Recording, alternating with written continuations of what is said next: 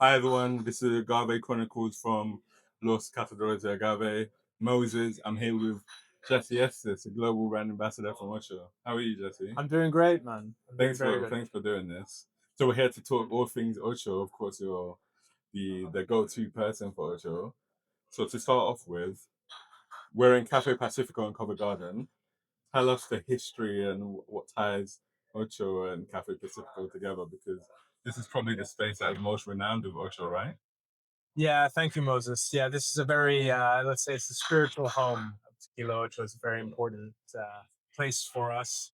Cafe Pacifico has been here since 1982. My father took over this space. It was a banana warehouse Crazy. back when it was, the old Covent Garden market, of Yeah. course. Now the neighborhood's transformed completely, but this was, we think, either the first tequila bar Mexican restaurant in London, certainly one of the first, and now it's the oldest Mexican restaurant tequila bar in the UK. So it's, my father, before launching Tequila Ocho, ran these businesses. That was his kind of career for many years, and that's how he created Tequila Ocho, was out of the profits, the proceeds of the restaurants. So it's a very important place for us.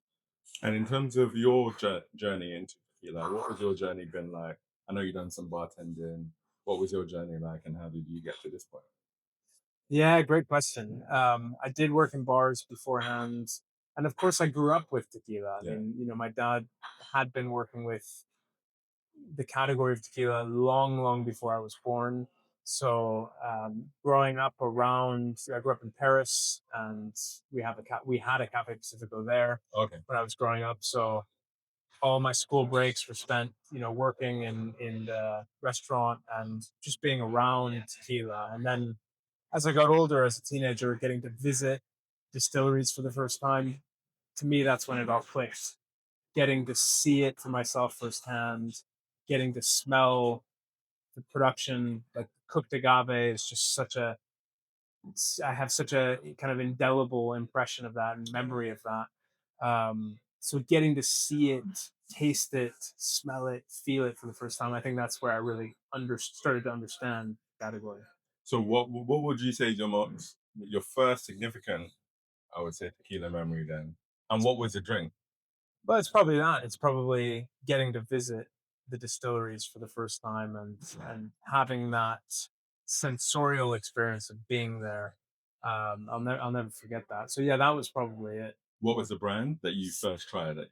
It would have been I would have gotten to see a number of different distilleries Okay. back in those days. For sure, La Alteña, Yeah. Okay. where Of course. Yes. Yeah. Tapatio Yeah. and El Tesoro and Ocho originally was produced, and but I would have gone to Don Julio, Siete Leguas, um, even Cazadores back then, Altos or Yeah. Of course. Olmeca. This was before Altos came out. Yeah. So yeah, getting to see and experience all those wonderful distilleries. Yeah. So obviously we're with the Ocho range now, and Ocho's main focus is single estate. Can you talk a bit about single estate? Because with single estate, it's quite unique to tequila, right? I know more brands are doing it, but like it's definitely more in lieu with like the wine kind of single vineyard stuff. Tell me about that, and Ocho's kind of focus in that area. Yeah, thank you, Moses. It's a great question. So Tequila Ocho is the world's first single field tequila, as you've already pointed out. What do we mean by this? By single field, by terroir? What do these terms mean? Well, besides working with tequila as a category for almost 50 years of his life, my father worked with wine Yeah. for about 30 years. So it's a big part of his life as well. And he always wondered whether there would be any crossover behind this concept of terroir, single vineyard Yeah. wines. You ask anyone who knows almost anything at all about wine, you ask them, if you have one plot of land here and we're growing, same grower, same producer, we're growing Chardonnay grapes. Okay. And then, even 50 or 100 meters away, we have another single vineyard here. And we harvest those as separate single vineyard harvests. We produce separate wines, but same exact production methods. Yeah. Are those two single vineyards going to taste exactly the same, or are they going to taste different? Yeah. anyone in the wine world will just tell you, yeah, of course they're going to taste different. So going into this project of Tequila Ocho was really an experiment to see what would happen when my father and Carlos Camarena, his partner in this venture, what would happen when they created the world's first single field tequila. And now, 45 harvests later, 45 single fields, and actually 47 harvests later, we can say that it plays a quite a big role. Terroir, so the soil composition, the microclimate, altitude, orientation towards the sun, and many other factors will influence the agaves and in turn the tequila produced from those agaves and create a different flavor profile. So you can see the name of the field there, Capulin, the year of harvest 2025. On our new packaging that we launched last year, we actually have QR codes in the back. So people, bartenders or guests in bars or people, shopping for tequila in an off license or at a liquor store can scan these, and it actually gives you photos of every field, a description of every field, and lots of geeky information, sugar content for the field and average weight for the piñas. So we really kind of got deep into that geekiness around terroir. So it's incredible because before I used to just drink Ocho anyway, right? And I wasn't too familiar, at least a few years ago, I wasn't too familiar with the whole concept of single estate. And then coming to your tasting gave me additional color into what I already knew. But what I realize is how different, to your point, just two same Blanco, two different fields, how different one was quite citrusy, one was quite creamy and oily. I was like, whoa, and they were the same Ocho brand. And so it's a massive part of, and then scanning the QR code, I've done this a few weeks ago. And again, going into the geekiness, I was like, wow, and it actually shows you all of the different fields you have per bottle as well, so you can really drill down. And I think that's because I come from a tech background, ad tech. Well, there you go. Yeah, That is really that took us a long time on the website. Yeah, for sure. That's really leading into the tech aspect. And I think a lot of consumers really care about what they're drinking now, and this sort of history really lends itself to new consumers for sure. So are these are the same? Okay, these are Capulin. So these two are the same. This is a different field, Las Raíces. yes, But as you said, Moses, to your point, it's not only the single field concept; it's also really the transparency and provenance of we know exactly where these agaves came from, and it's fully available to view for anyone enjoying that tequila. for sure. Can we try one of these? Of course. And you can tell us some of the tasting notes that you get and how this may compare to some of your other blancos. Yeah, we'll do it. We'll taste through it together. You've got great tasting notes as well, Moses. So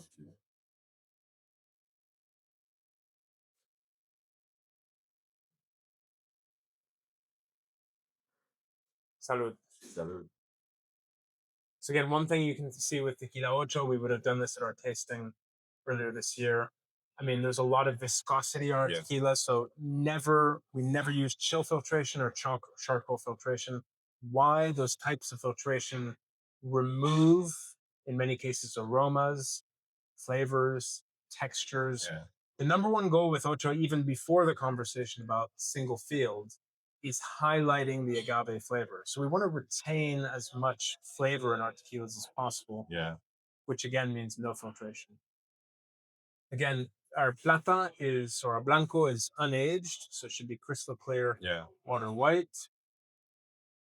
But here on the nose, it's this lovely kind of stone fruit note, plum, herbaceous kind of spearmint, eucalyptus, freshly cracked white pepper. I get very mineral notes, exactly. Minerality, yeah, nice. So there's almost a salinity even on the nose. Yeah, sure. That I find very pleasant. So one of the things I love about Ocho, apart from obviously the quality and the taste, when people ask me, so obviously you're not allowed to say it, but I'll say it. People ask me a lot about like tequila and all of that stuff, but I try to push additive-free brands just because I just want everybody gets the experience of all of the other brands. I try and push a different experience because I think it's important when people get their introduction into tequila, they have an understanding as to what it traditionally was. Right. And I think Ocho specializes in that, but also for anyone new that doesn't want to break the butt, it's incredible value for them. Why was that such a big focus? Because honestly, we've gone to many, me and my partner have traveled so many countries, and like you'll see a list. So we were in, where did we go? We went to Margate a few months ago, and Ocho was the cheapest tequila on the menu, Wow. but it was the best one on the menu. I was like, it always breaks my brain. Wow. We went to Athens, it was the same.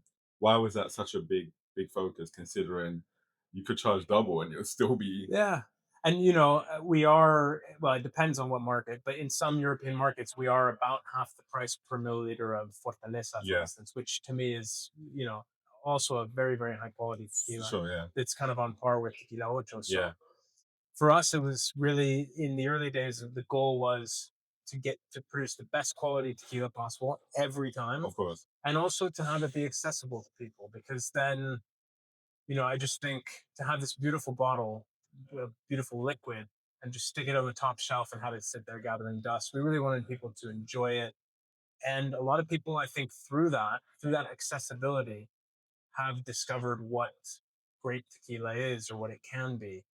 And then, as you said, that creates a gateway into this whole other subset within the category that many people had never discovered before. definitely. And I think so every time I'm asked, I say if you want to go, like um affordable tequilas that is great quality. I always reference ironically Thank you. Ocho and Tapatio. Wow, They're thank you yeah. very much.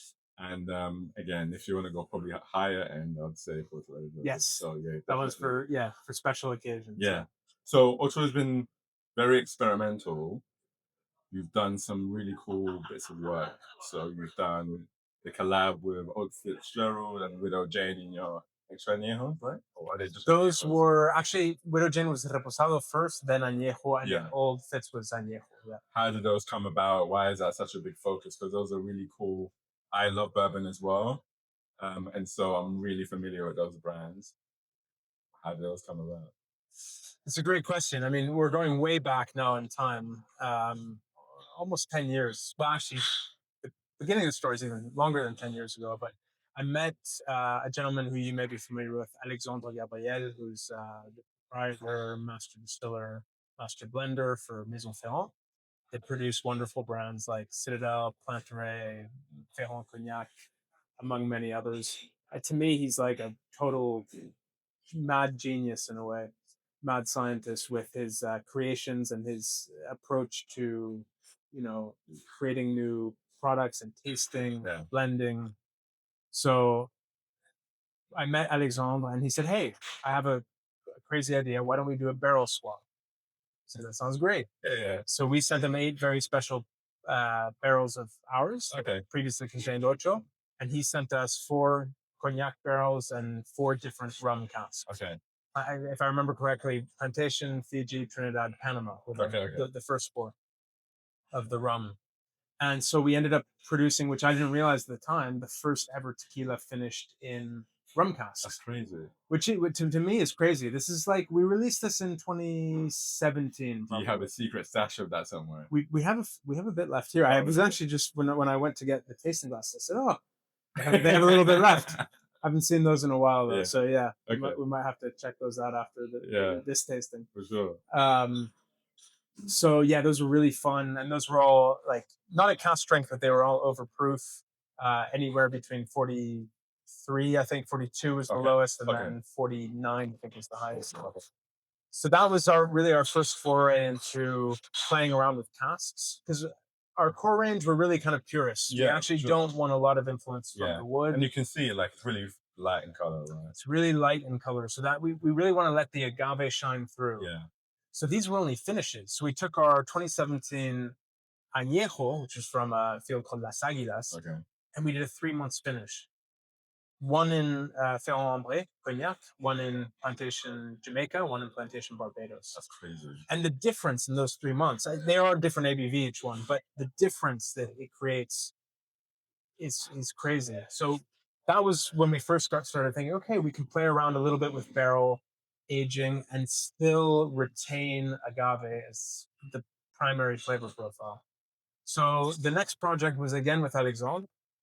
And he said, I know you guys are purists, but, I am a blender. So would you allow me to create a blend for you? And we said, well, sure, let's see what you come up with and we'll go from there. So we sent him a bunch of different samples, different barrels, of course, his own barrels, different cognac and rum casks again. And these were full aging this time. So there was more influence from the barrel. And he called me up and said, I've got good news and I've got bad news, Jesse. And I said, well, okay, what's the bad news? He says, well, I didn't create one blend. I created three. Oh, wow. And I said, okay, well, I mean, that sounds like good news, but what's the good news? He said, well, each one is better than the other. They're all superb. So we tried them, and sure enough, they were excellent. And so originally it was just called blend number one, number two, number three, and it became transatlantic, uh, tropical, and continental.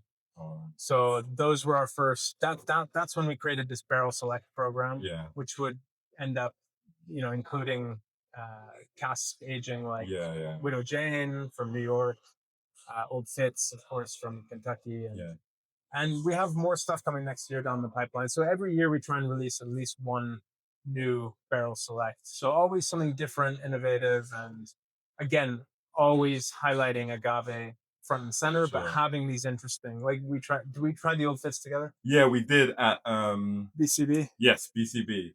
That was incredible. That was so good. You get the bourbon, you do get that Old Fits flavor profile, but you still get the agave. You get this note, this vegetal mineral, to the mineral one, earthy, peppery. So we don't lose that. That's important to us. So just a quick kind of like, as a consumer, how do we get more of these bottles in the UK? I think some of the brands like yourselves are really great at those collabs. They're not always easily accessible here.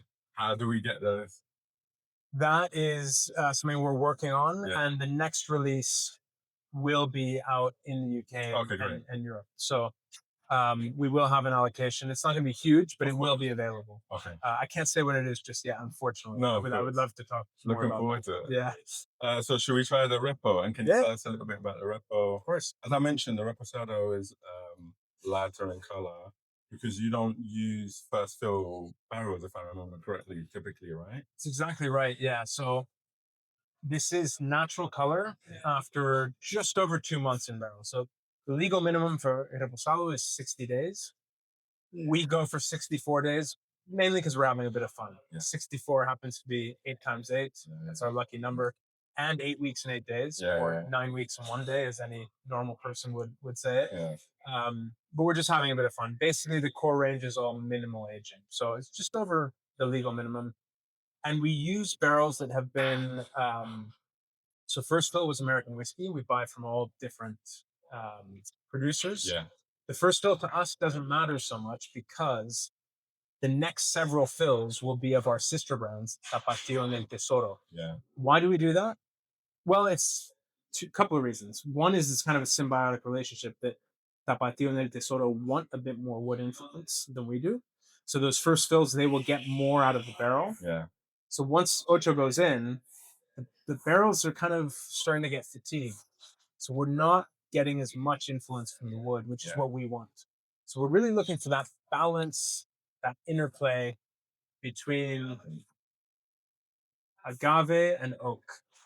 So American white oak barrels.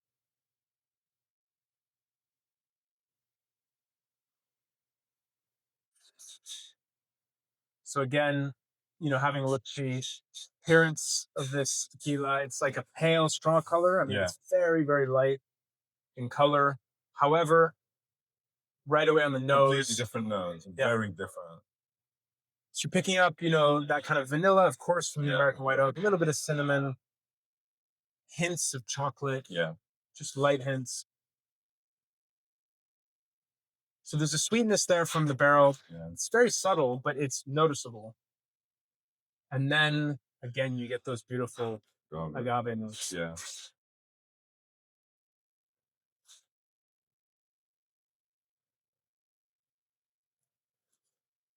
really great. And one thing we've noticed at the club is called how I would order is Blanco is my favorite. Blanco high proof Blanco, Nice, love it. nice. Then Anejo, then Repo. But Yeah, actually, what we find for most people who are new or early in their agave journey, Repo seems to be the most popular. Reposado. I actually think it's the most accessible out of the range. Really? Okay. Yeah, so you obviously, I worked in bars for many years. We still own bars, one of which we're in now. Yeah, You know, this is changing. We mentioned before we started rolling that consumers are changing their feelings towards tequila in for the sure. UK, which is wonderful. But back in the day, a lot of people, you said the word tequila to them, and they just said no. Absolutely not. I don't even put it near me. Definitely. And for me, this is probably, well, this is not the right place to start for most of those people.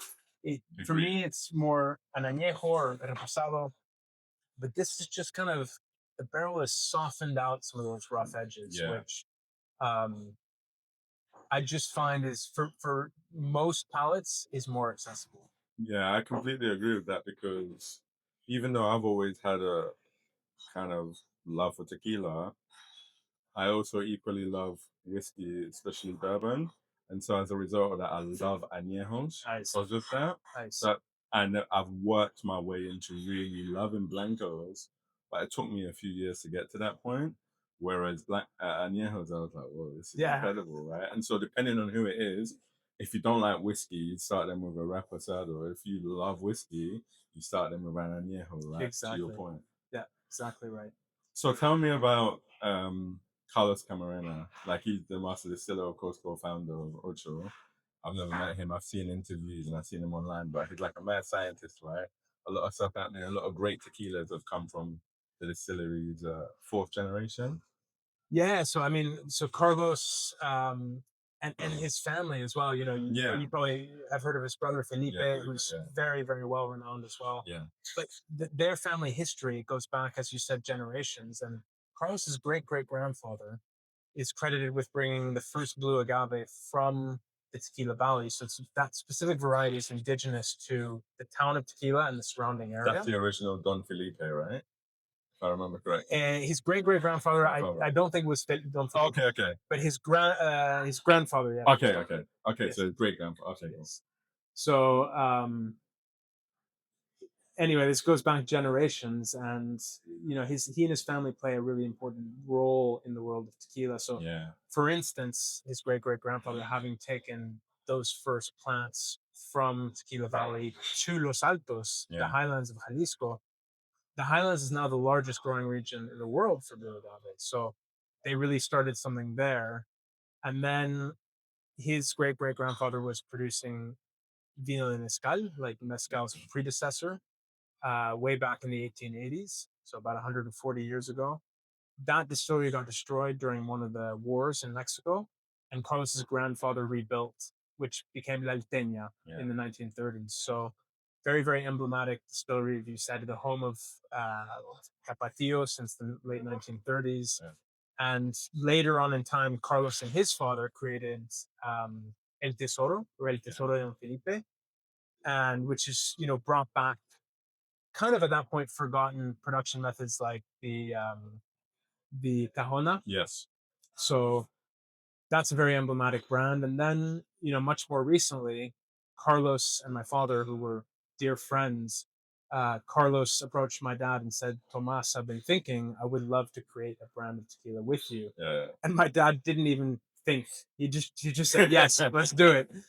And then of course then they had this idea of let's do the world's first single field tequila, yeah, but always, actually, I think I mentioned already, the number one goal with Ocho, starting with this conversation about 20 years ago until today, and if we're still going 20 years from now, it'll be still the same priority, is to highlight the agave of flavor. course, yeah, So we really want a full bodied, full flavored tequila. But Carlos is a fifth generation agave grower, yeah, third generation tequila producer. His three daughters are all now sixth generation, of course. They're all involved in the family business. And he's just a wonderful man, a wonderful human being, and incredibly good at what he does, and incredibly eloquent and well spoken. English is his second language. He speaks much more beautiful and poetic English than I do and than I ever could probably. So Yeah, yeah, if you ever get the chance, look, first of all, we would love to have you if you can ever come visit us. yeah, sure. But if you ever get the chance to meet him, it's worth sitting down for a tequila. So they're non-ultra related, but there's also another brand that was started by your dad, and I think Carlos as well, right? Yes, correct. Curado. Curado, which is actually this mural that Dude. is just behind us here. Yeah. So actually, this was the relaunch. We rebranded it and we relaunched it. I think it was 2018. I think it was London Cocktail Week 2018. Okay. And we actually all collaboratively painted this mural. Oh But wow. all these names on the side here. All Yeah, the I people. recognize some of the names. Yeah, some big names on there. some big Yeah, people, yeah, yeah. some big names in our industry. So this was a very fun industry event. Carlos and again Fanny and maybe one of, or two of her sisters. Oh no, it was just Fanny and Carlos and some Carlos's wife were here. So Jurado is I'll try and keep it short, but my dad was a little bit obsessed with highlighting agave, as you may have figured out by now. Um, so with Ocho, it was like, how can we create the most concentrated 100% agave tequila, most concentrated in agave flavor? So that's what he and Carlos achieved when they launched the brand in 2008. Yeah. And shortly after that, probably the following year, 2009, my dad had this crazy idea of what if we took cooked agave, and then added that back in to the distillate, the Blanco tequila. So if you picture just an inert vessel, Yeah. so stainless steel, so it's not adding any flavor, Yeah, yeah. it's not touching wood, and putting in pieces of cooked agave and letting it kind of infuse or macerate, Yeah. steep like a tea almost, Yeah, yeah. like a cold maceration. So let that sit for several days, pull it all out, filter it, and you're left with a liquid that is almost like a golden color. Yeah. But all of that color comes from the agave itself, and there's some residual sugars in there, so it's slightly sweet, and it created something totally different. The CRT had to create a sub classification for it, yeah, category for it. So anyway, it was lots of fun, and then the next step, much later on, was to create infusions of other agaves varieties. So the first was blue agave. Yeah, yeah. The second was espadin. Yeah. And the third was cupreata. Sourcing from different parts of Mexico. So espadin from Oaxaca and cupreata from Michoacan.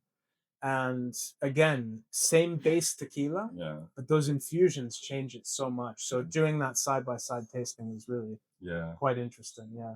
So I've tried that. They're really good as well. Definitely a fun time and a different type of innovation in this space, right?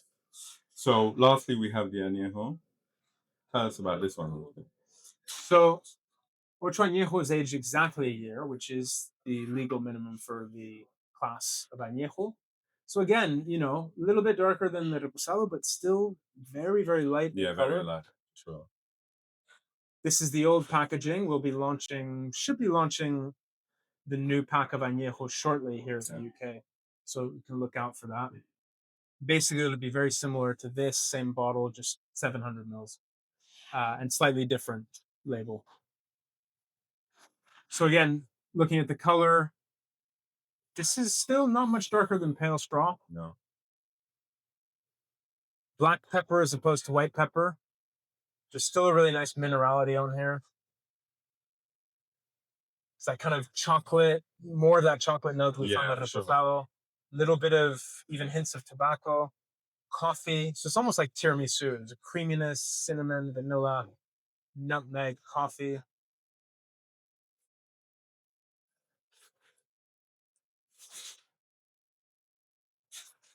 Really? Toffee, butterscotch, yeah. A lot of butterscotch on that. But again, you still get that kind of herbaceous green note from the agave, that peppery note from the agave, those sweet fruit notes. This is almost like getting into tropical fruit, like pineapple, like caramelized pineapple. So yeah, really, really nice. Again, I'm with you. I'm a Blanco drinker myself, but I think Añejo has its place after dinner. with it, Sure, like dessert or something. Yeah, definitely. exactly. One call out for Ocho because I've mentioned this to you, but um, because of the original packaging, we don't have the original packaging here. But I've been to a lot of stores, I would say, in the last month, and they still have your old bottles. It's still the same great juice, nothing's changed, but it's just the branding that has changed. And I think because there was a long time where I thought, even the positioning, it was called Ocho here for a long time, whereas in the States, for example, it's Tequila Ocho. Yes. And so it can be perceived to be different Yeah. brands, but again, nothing's changed apart from the bottle. The juice is the same. That's a good point, actually. So recently, I've stopped getting these messages, but for years, Yeah. I mean, for over 10 years, pretty much almost every week, I would get a message from somebody, a friend, or who was traveling either from Europe to the US or Yeah. US to Europe, and they say, send me a photo and say, I think someone's imitating you guys over there because there's this weird bottle with a Yeah, red ink. I'm yeah, like, yeah. same exact liquid, very, very different packagings. And actually, one of the reasons for changing the packaging here is we're actually really much more uniting Yeah, for sure. the two packs. Because there's literally a supermarket near where we live. It still has all your old bottles. Well, And that's not I obviously it's know. not it's a collector's item Yeah, now yeah, though. it's a collector's item, but that means I need to do my job more and get that turning because it's been almost a year now. So yeah, we need to. But that's good to know. Yeah. Yeah. Um last question, Jesse. So we have your book. So I actually got this book. It's a cocktail book, Tequila Cocktails by Jesse Estes. I got this as a secret Santa gift. So in here you have a few different tequila cocktails. What is your favorite tequila cocktail? That's a great question. Or give us your top three if you want. Yeah, that's a great question. By the way, great Secret Santa gift. For sure. Whoever gifted you that, is a good friend. Um, so for me, it really depends on the occasion. Okay. Really depends on the occasion. Summertime, it's like end of summer right now, so we're still kind of in paloma weather. Yeah. For me, like palomas or twists on palomas, I think it's just hard to go wrong with. Yeah. We launched Ocho in Korea earlier this year. I saw that, yeah. So I got to go to Seoul for the first time, which was absolutely Incredible amazing. city, right? Incredible place, incredible people, incredible food, Yeah. incredible bars. Coffee shops everywhere. So cool. So I got to go to a bar called Portside Parlor, Okay. of which I had heard so much for so many years. And I finally got to go there. And they made me a ranch one, which actually I think is a good drink, but I'm not always a huge fan of it. I'd rather just a tequila soda than Because it's quite neutral, right? It doesn't yeah. really add any additional. For at least I want to. But and if you're watching, please send us the recipe. But I actually don't. I'm not sure exactly what it was, but I think it tasted like a lime oleosaccharin, just a little bit, maybe 5 mils in there. Okay. And that was so light and refreshing because you still got the full flavor of the tequila. Yeah. The lime was just a subtle hint that kind of played in with those tequila flavors, and of course soda water just to lengthen it. And so that was a wonderful drink. But yeah, it depends on the one drink I used to always make to those people that wouldn't drink tequila and said I had a bad experience or I'm not touching this. I'd make them essentially a twist on a Clover Club, but with tequila instead of gin. Oh, right. And this is before COVID. I would always tell them, look, if you don't like it, I'll drink it. Obviously, you don't pay for it. I'll make you whatever else you want, but try this. And 99% of the time, in fact, I don't think anyone ever sent it back. They just said, this is really good, but this is not tequila. And I say, it is tequila. Yeah. Actually, there's 50 mils of tequila in there. So slowly starting to gain their trust and say, would you just bear with me? And I'm going to pour you a tiny little taste of tequila. Again, usually reposado. Just try it. Yeah. Just humor me. Just try it. And most people will go, they'll be all scared and go, oh, I don't know. Try it. And they go, oh, wow. Oh, this is actually really good. Yeah. But that's not tequila. It's like, well, it is tequila. It's just not the type of tequila you had tried in the past. But it's a wide spectrum, and this is on the other end of that spectrum. Yeah, for sure. So cocktail-wise, I just think, sum it up, I think anything that tequila, rum, whiskey, gin can do, in cocktails, tequila and mezcal can do better. Yeah, and this has got a lot of different of those cocktails in there, so definitely worth a buy. It's funny you said that because in all of the interviews we've done so far, Paloma has come up a few times, but Gabby mentioned a clover tequila. Oh, no way. Yeah. Great minds. Yeah, I know, right? Great minds. Actually, one last question for you. So I mentioned I love my high proofs, really into them at the moment. Tell us about your puntas. That's Ooh. like it's kind of limited, and you can find it if you look hard enough. But that's really good juice. Tell me about that. Yeah, so Puntas, we've only had 2 releases in the UK, 2021, 2023. I've got the 23 one. Nice. 53%, if I Yeah. remember correctly.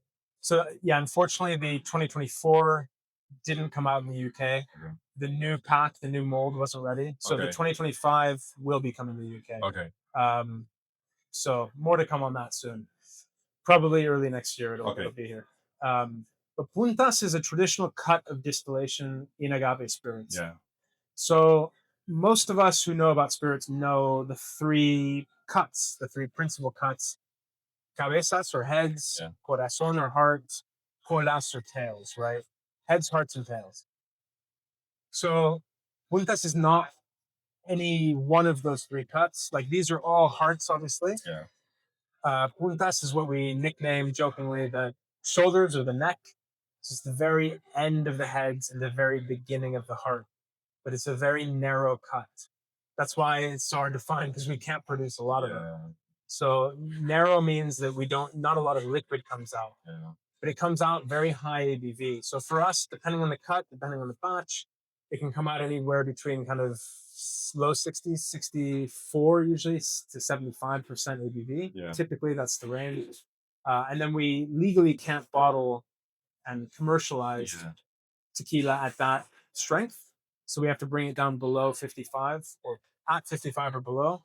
So the first one, 2021, we bottled at 50.5, second one at 53, third one at 54. So all different, always overproof and high strength. But what the puntas carry, that cut, is a lot of alcohol, as we saw, but of course a lot of flavor as well. So with puntas, you get this huge explosion of flavor, but not a lot of alcoholic burn because of the way it's produced. So yeah, you just got all the agave. Basically, it's so incredible. Yeah.